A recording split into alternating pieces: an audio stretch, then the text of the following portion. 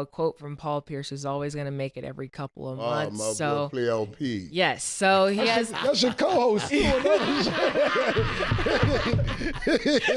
my dude. Yeah, that's my. He been up here too. That's my man. Yeah. Paul is my guy. What Paul? So what is Paul he done got now? the latest relationship advice. He said, if you want to see if your girl really loves you, cheat on her. If she stays, then you know it's real. So, Mike, you're going to go first. What are your thoughts on that logic? And then how can you tell if a girl really loves you? That's a hell of a thought right there. You know, I don't see how any rational man can give that kind of advice to anyone. You know what I'm saying? I'm really, hey, Playoff Paul is my dude. You know, and I think in some distorted way, what he's trying to find out is men look for things like loyalty and respect over what women are probably just maybe looking for an emotion like love. You see what I'm saying? And he's trying to tie something to that. But I don't know that I can subscribe to those lyrics. Lyrics. Nice way to put it. I'm just saying. That just sounds like, some kid stuff. So then real quick before Cam goes, so how can you stuff. tell if a girl really loves, or like, because I'm sure there's a list of things, but what's one thing that's like, okay, she loves me? Well, your heart speaks to you. If your heart tells you this person loves you, you can feel that. We want emotions. Emotions is something you feel. You know what I'm saying? The little things somebody does or the way they do things, that'll tell you some things. Now, you can't go off of what that person did or what the last girl did or how the last girl handled, the last person handled it, because everybody handle things differently, and everybody's dealing with everything coming from their past. Mm-hmm. Whatever their past is, they're assessing these situations. So yeah, your heart will tell you if that person cares for you and feels for you by some of the little things that she does that you don't maybe even mention. Great advice. Yeah. Damn. First off, and Paul, you my nigga. I just want to put that as a disclaimer. But this is probably why you was in divorce court. This is probably why. This is probably what your ex-wife brought up. Yo, he thought it was cool to go cheat on me to see if I really loved the nigga. This is the type of shit that you cannot say publicly and then be, even if you thinking it. Even if you thinking it. Right. Some things you just can't be saying. You know what I'm saying? And he had a very public divorce, so. Shh, keep some shit to yourself, Pete. That's just me. Secondly, what do you do? What for a girl to know that she really love you? Yeah. For me? Yeah. Excuse my language. You suck my dick and cook fried chicken. After I bust a nut. That's enough love for me. Run my feet. Damn out of here, man. Damn out of here. Yo, listen, man. Listen, let me tell you something. I broke up with a girlfriend of mine one time. I was young. Gotta realize we started our career really young, man. We start our career, Mase got his deal at 20 years old, 21 years old. Thank God we've been doing this. Thank the Lord we've been doing this a long time. I got a crib. I first moved to Jersey, and this girl was living with me and shit. And I asked her, I was like, yo, I want to fuck real quick. She's like, you bugging. I got to get ready to go to work when I come back. I'm like, you're out of here. Like, yo, you're out. I'm paying everything on the bill, a little quickie. Like, you got mad time, nigga. It's like, look, when niggas pay the bills, they take care of everything. Look, nigga, that ain't asking for a lot, you ask me. A little head on the side of the road sometime, cook a little chicken, rub my feet. I don't ask for a lot. If I'm paying for everything, I don't really understand what the problem is. That's love. That's love. And don't get mad when I come in your face. So you done fell in love with a whole lot of women, what you saying? Nah, that's not true. So The thing about it is, the ones, so you gotta be, you know when I know I like somebody, like this is the real thing for me. If I bust a nut and I still want to hang out with you afterwards. okay. Yeah, like, yo, man. Right. Usually I'd be like, yo, I got to get the fuck out of here. I have niggas call my phone, yo, say it was a fight, say it was a shootout. Especially if you bust two nuts and you still want them around, that's the one. That's, yo, you cool. I still want to hang out with you, man. That's my nigga right there. You could go out, hang out, go out there. Yeah, man. Yeah, and then if you're busy, you want somebody that's not gonna harass you. That's another thing. Right. Like if you're, sometimes it's hard to get with somebody who doesn't understand your schedule because they don't have the same schedule as you, and they like calling every minute or seeing what you're doing because they're not as busy as you. I see Chris Rock say this joke one time, and this is all seriousness now. He said his parents last 50 years of marriage or longer than that because it was no technology. You see his dad to see his mom before he leave to work, and he worked 12-hour shift. Can't call him at work. You see him when you come home. Now, what are you doing? Where you at? FaceTime me. It's a busy. Let me see who you with. Yo, my nigga, give a nigga some time who's busy to stay busy and pay the bills. But to me, that's the real key. If after sex they want to hang out with you and still want to be with you, you gotta want to. Two very completely What different about you, Stat? perspectives. What's love for you? How do I know? Yeah. Love. I feel like my biggest thing is like, that's a good question. You don't know, huh? No, I do. I just like, sometimes on the spot, like I'm like, wait, what is it? Right.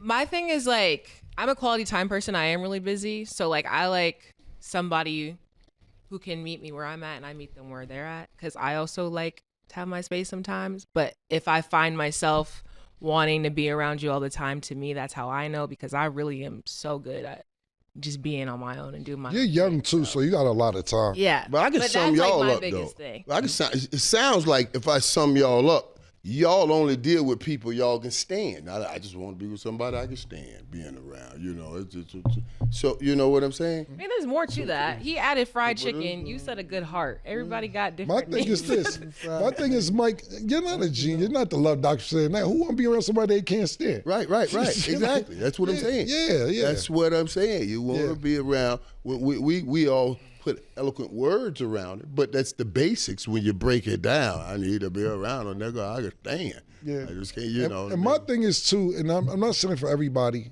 this is a deep question, Stan. Now I got layers for it, but real quick, I think especially somebody in my predicament or situation I'm in, like I said, thank God, I mature late. Like it's a few females that I used to deal with that I'm like, she might have been all right today. Like today.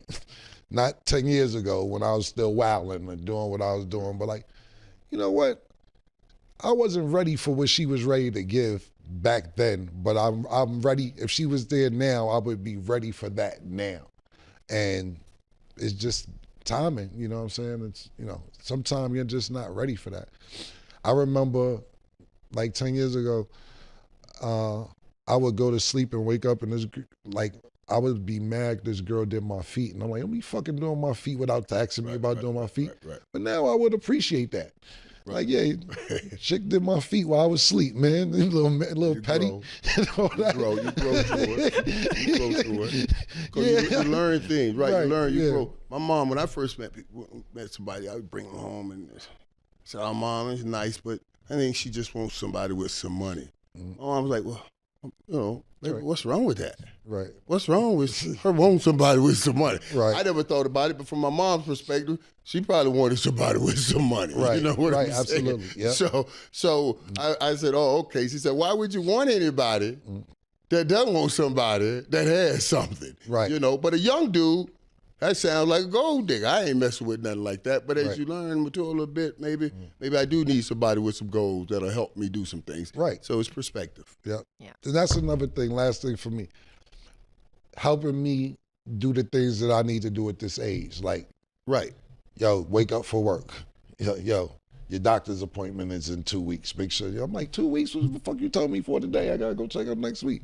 Yo, you forgot you had this appointment. Yo, I wake up, like, you know, you wake up. Yo, where you was at? Yo, your car had to go get serviced today. Oh, like a lot of that's important to me now as well.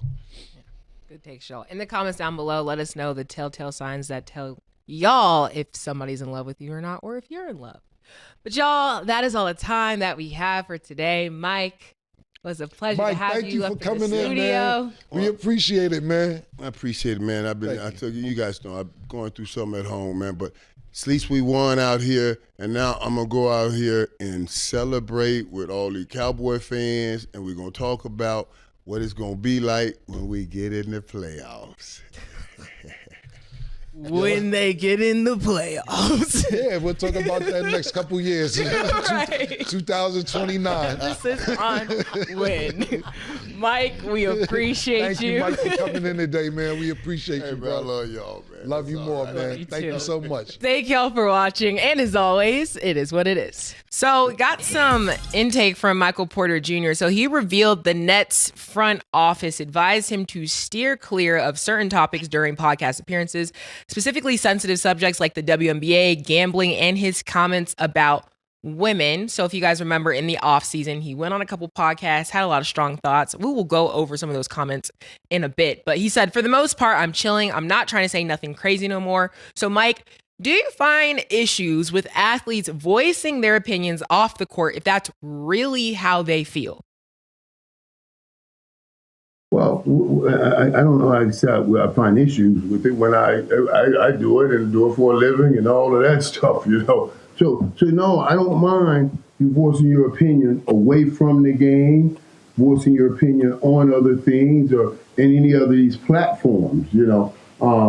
But also, and what they're talking about is trying to make sure that your opinion doesn't get in the way of what the team's trying to accomplish. And then everybody's coming back asking the whole team about those opinions as opposed to asking them about what'll be happening on the basketball court or on the football field. So sometimes it does get too far. When you go into those dicey places, and I'm telling you, this is why I don't care what anybody says.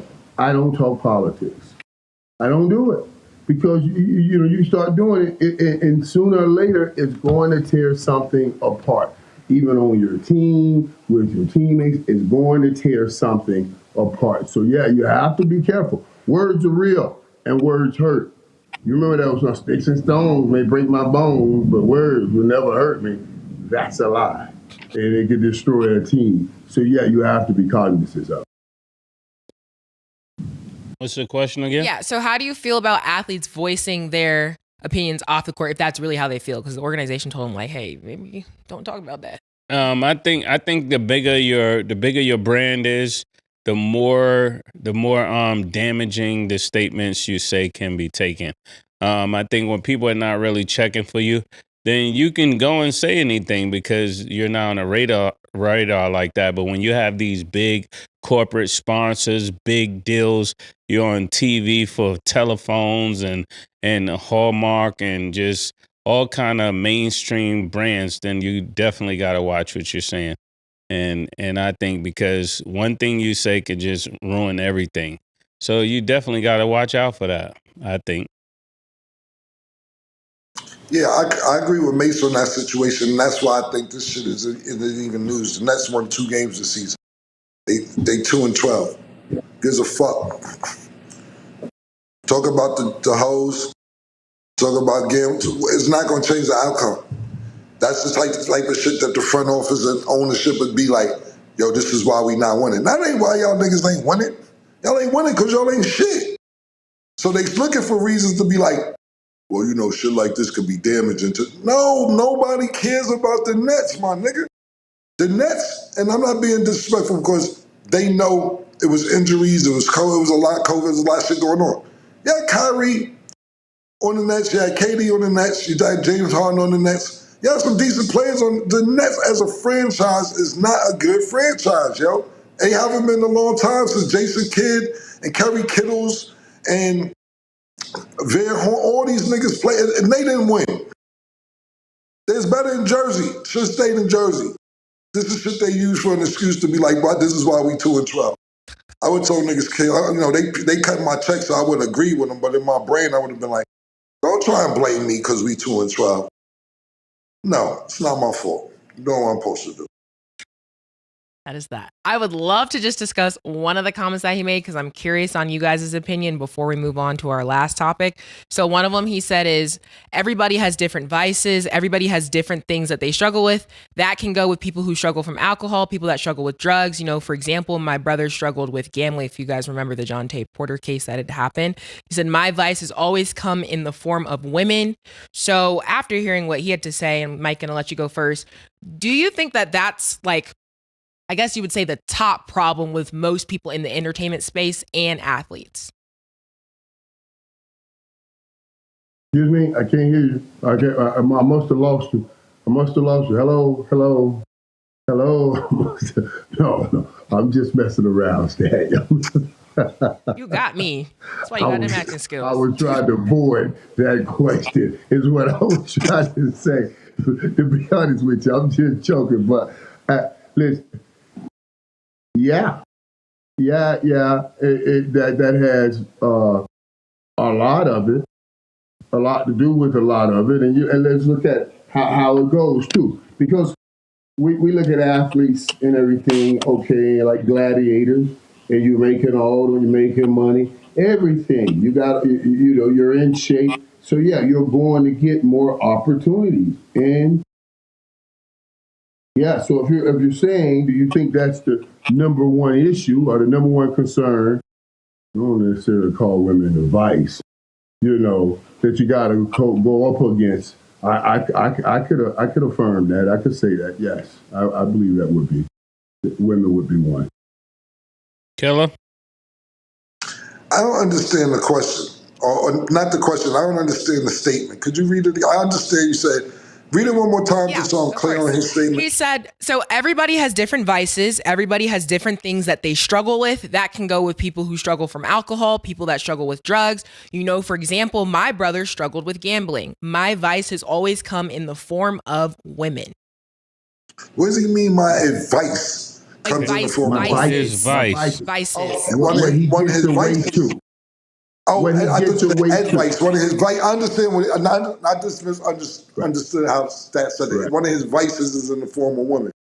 Right. You can't control your hoes. That ain't our problem. Listen, man.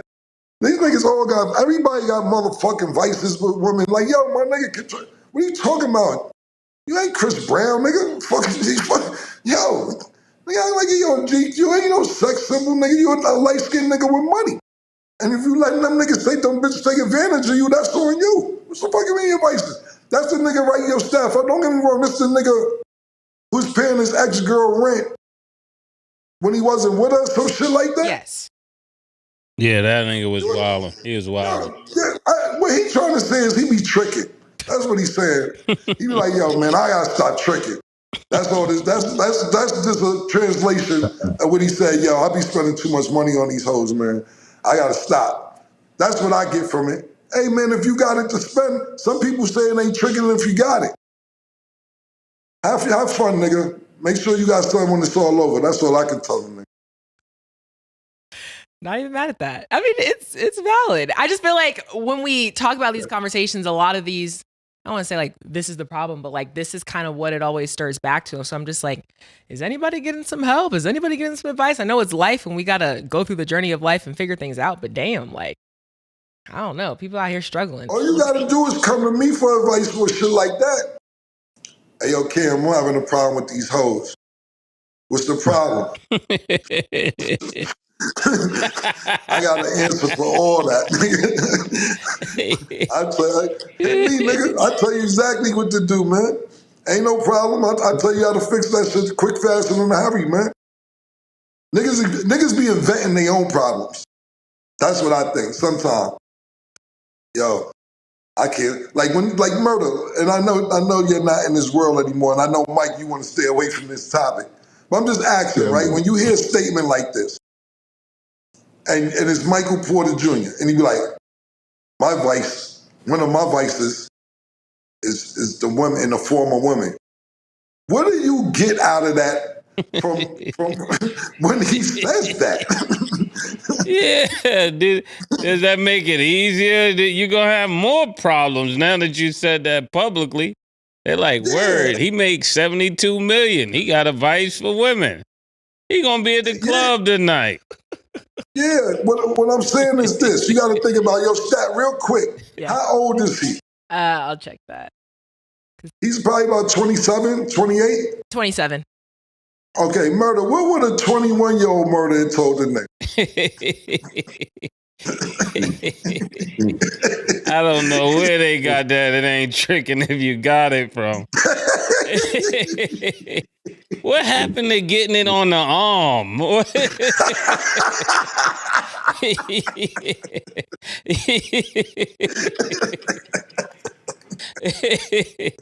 I didn't know you had to do all of this. I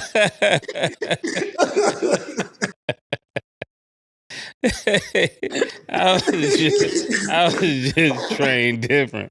I had different role models, man. Very different. Yeah. Right. Iceberg, you know what I'm saying? Dolomite, Snoop Dogg, Too Short, Bishop Don Juan. Yeah, man. I don't know, man. I don't know, man. That's what maybe that's how I'll start rephrasing my questions to you, man. I need the answer from a 21-year-old man. Vice. Vice. Yeah, Vice. Miami Vice, man. That's the only Vice we know, man. Oh, shit, yeah. I think I gotta start rephrasing some of these questions from a younger Mase perspective, man. Yeah, that's how y'all get the answers. Yeah. Well, all I can say is good luck to him because I don't know at this point. And then Yeah, you just can't lead with your pocket, man. Your mother's supposed to tell you that, you know, and your father. Not saying he don't have good parents, but you know, somebody's supposed to tell you you can't lead with your pocket. Yeah, but that's why. Oh, go ahead, Cam. Sorry, and then, you know, as much as we say shit about this particular situation, what I'm about to say, this is the example, pardon me, examples just like this is the reason why Jayden Daniels' mother is holding his hand everywhere he fucking go. For shit just like this. And this would be a new example. I'd be like, this is exactly why I'm up my son's ass for a nigga who keep tricking on these bitches and got vices. My son won't have a female vice. That's what he won't have. More ammo for her. Go, Mominger. Go, Mama Daniels. Shout out, Mama Daniels.